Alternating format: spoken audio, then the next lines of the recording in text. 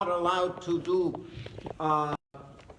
treaties and bilateral investment treaties if they violate the rights of the indigenous. But of course, these guidelines are useless. These guidelines are window dressing. These guidelines are not binding. And of course, governments do what they want, and they don't care about the rights of the indigenous. So in a forum like the Forum on Business and Human Rights, or if I might say, the Forum on the Business of Human Rights, which is not the same, in the Forum on the Business of Human Rights, that is the place where you can call these people to account. And they come here, they have a big jamboree. I'd like to know how much money is spent on that particular forum. Needless to say, I've never been invited to participate in one of their panels. That just as an aside. Yeah. Yep. Okay. I wanted to address the same question. I didn't quite understand the question at first, but we have a young man from Hawaii. His name is Rob Kajiwara, and he's also very well known in Okinawa. And we've been talking about the frustration that we experience in trying to talk to the media and the blackout that we experience from the media. But then he was saying, and we've been talking about this for several years, why do we have to rely on the mainstream media? Because there's another form of media out there that is wide open to us. So in the case of Okinawa recently, well, let me go back a few years. In the case of Hawaii, there's a mountain called Mauna Kea, in which there's a multinational cooperation going on to build a 30-meter telescope, a giant telescope on top of this sacred mountain.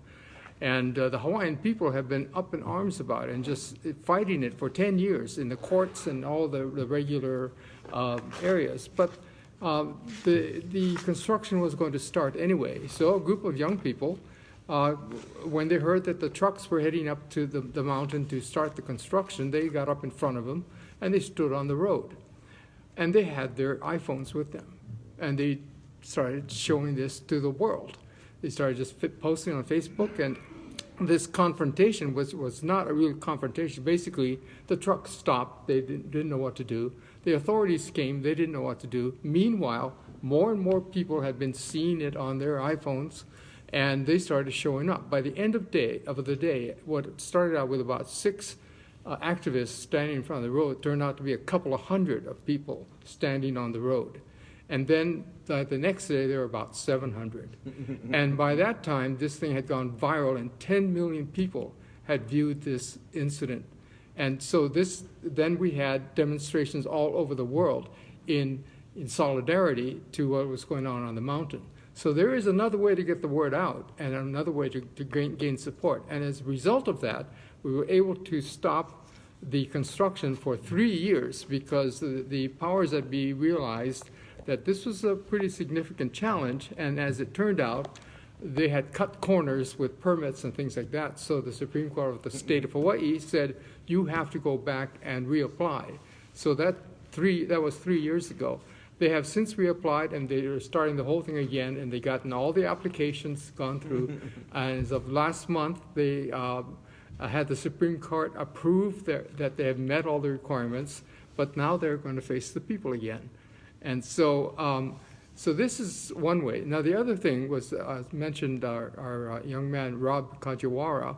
About a year ago, he asked me about shouldn't we get involved with the Okinawa movement, the independence movement. And I said to him, I hadn't heard about them in quite a while.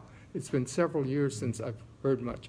So he was going to Okinawa for work anyway, so I said, well, go ahead and look into it. Sent him as an emissary from the Hawaiian Kingdom for culture and trade and whatever kinds of friendly purposes that we can develop with the Okinawan people, not with the Japanese government, but with the Okinawan people. And so he went over there, and he's one of these. He's a millennial, and he thinks very differently about how to communicate. So he started to give some talks and state our solidarity with Okinawa, and then pretty soon he kind of became a main spokesman for Okinawa.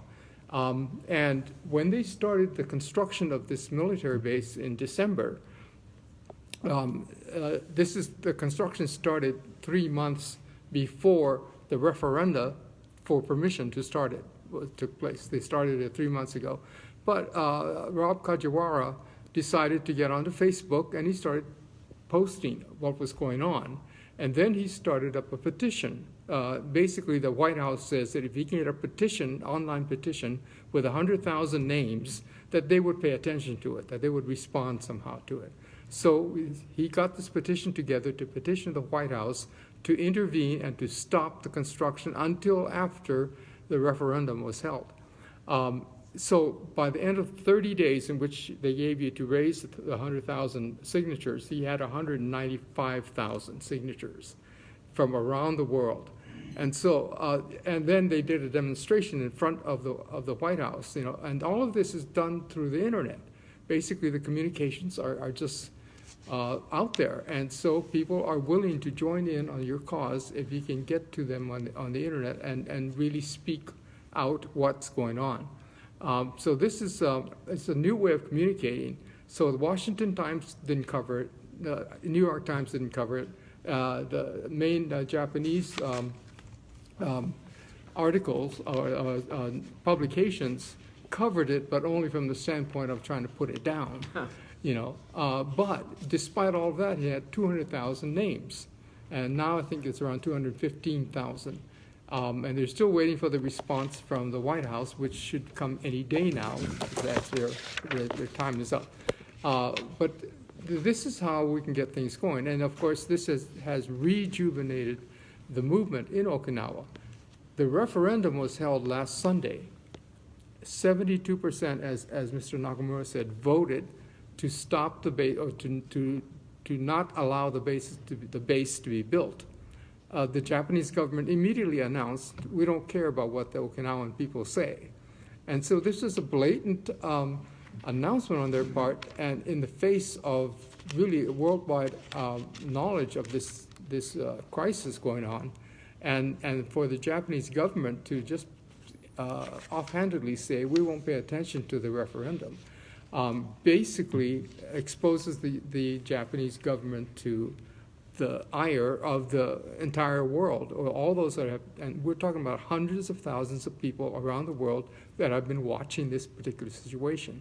So in order to really bring in support, we have to stop relying on the conventional means of getting things done, particularly the conventional media, which has become totally ineffective and basically become irrelevant to the younger generations, the ones that we really need to talk to about these situations. And it's also become irrelevant to the mechanisms such as the UN, because we basically are very, how would you say, disappointed with the inaction of the UN. And one other item I wanted to mention, we mentioned the Indigenous Forum that takes place in New York, and it's been going for, almost 20 years now. And about 2014, I was looking at the list of the number of resolutions that were passed by the forum to the General Assembly to require or to ask for these actions to be taken. There were over 900 resolutions that had been adopted by the forum by that time. Do you know how many was actually enacted by the General Assembly? 1. Oh, God. So we cannot expect these mechanisms that are set up to really act. We have to really be able to do it ourselves. Of course, non-violently, but we need to be able to promote and push what our agenda and the will of a people are. Thank you. Thank you very much. And we have got out of time, but we are lucky nobody is coming. Yes. My name is Mr. Saito, and I'm representing NGO Momentum. And I have some philosophical question. And when we have all these indigenous groups all over the world, and small communities. And then there should be diverse goals and ideals specific to each group. versus minimum standard that everybody should achieve. And then many of the things in this world, we should have two lines in mind in the y-axis, so that when we think about this minimum standard, then maybe we have a clean environment, healthy state, and sufficient food and all that minimum standard, living standard. And then minimum standard for dignity, basically. And then also these diverse values. And we have this like ancient Chinese philosophy that this peach blooming village that is separate. And then now we see small states peacefully coexisting in Europe.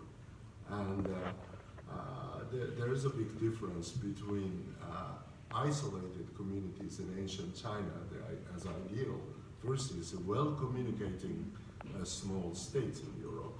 And we have Liechtenstein, Luxembourg doing very well, and speaking the same language, Germany, Austria, Switzerland, co-prosper.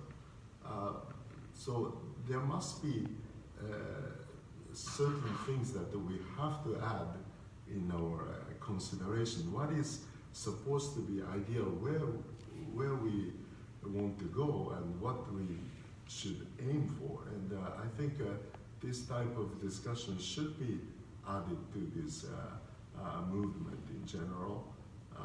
So then also certain, fulfilling the minimum requirements should be a lot more thematic than regional.